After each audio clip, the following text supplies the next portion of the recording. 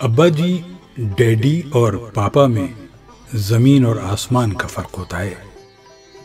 جب میں نے ہوش سنبھالا اس وقت تمام گھروں میں والد کو ابا جی کہا جاتا تھا۔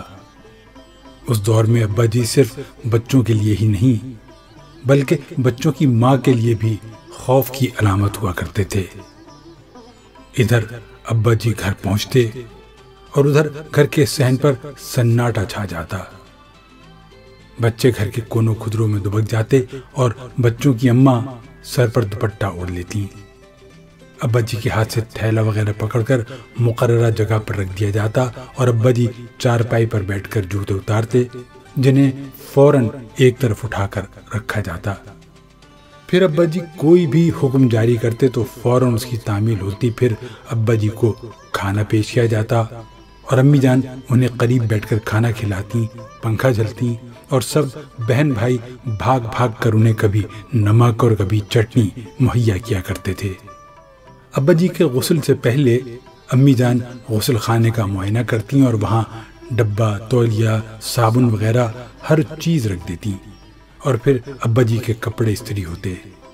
ابا جی جب دفتر جاتے تو امی ان کو دروازے تک رخصت کرنے جاتی اور ابا جی کے روانہ ہوتے ہی گھر میں چائے خاموشی کے بند ٹوٹتے اور بچوں کی شرارتیں اور امی جان کی دھمکیاں شروع ہو جاتی کہ شام کو تمہارے ابا آئیں گے تو تمہاری شکایت لگاؤں گی۔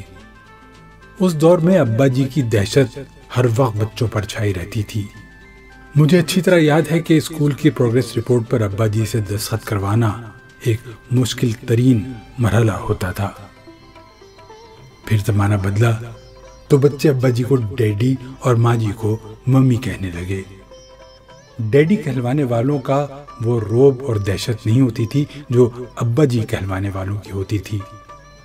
ڈیڈی وہ حضرات تھے جو عورت اور مرد کی برابری پر یقین رکھتے تھے اور ان کا خیال تھا کہ بیوی اور بچوں کو ڈرا کر رکھنے کے بجائے ان سے دوستانہ تعلقات ہونے چاہیے۔ چنانچہ ڈیڈی حضرات حکم آخر جاری کرنے کے بجائے مشاورت پر یقین رکھتے تھے اور گھروں میں ان کا طرز عمل ابا صاحبان سے کافی بہتر ہوتا تھا، جو مخاطب کی پوری بات سنے بغیر ہی جوتا اتار لیا کرتے تھے۔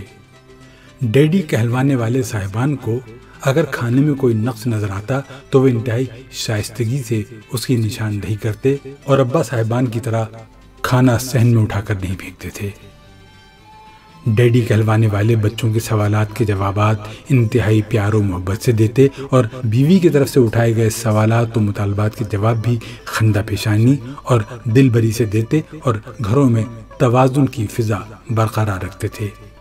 زمانہ اور آگے بڑھا اور ابا صاحبان کو پاپا اور والدہ کو ماما کہا جانے لگا۔ یہاں سے گھروں میں ایک بڑی تبدیلی آنی شروع ہوئی اور گھر میں حکمرانی کا تاج پاپا کے بجائے ماما کے سر پر سجایا جانے لگا اور پاپا کی حیثیت گھر میں ایک عام شہری جیسی ہو گئی۔ پاپا صاحبان جب دفتر سے گھر واپس آتے ہیں تو ان کی طرف کوئی متوجہ نہیں ہوتا۔ ماما ٹی وی دیکھتی رہتی ہیں اور بچے موبائل فون پر مصروف رہتے ہیں۔ پاپا حضرات کپڑے وغیرہ تبدیل کر کے کھانا مانگتے ہیں تو ماما کہتی ہیں ذرا صبر کریں، ڈرامے میں وقفہ آتا ہے تو کھانا دے دیتی ہوں۔ اگر پاپا موصوف زیادہ بھوک لگی ہونے کی شکایت کرتے ہیں تو ماما کہتی ہیں کہ دفتر سے نکلتے ہی فون کر دیا کریں، میں کھانا گیٹ پر ہی رکھ دیا کروں گی۔ اس جواب کے بعد پاپا دبک کر بیٹھ جاتے ہیں اور ڈرامے میں وقفے کا انتظار کرتے ہیں۔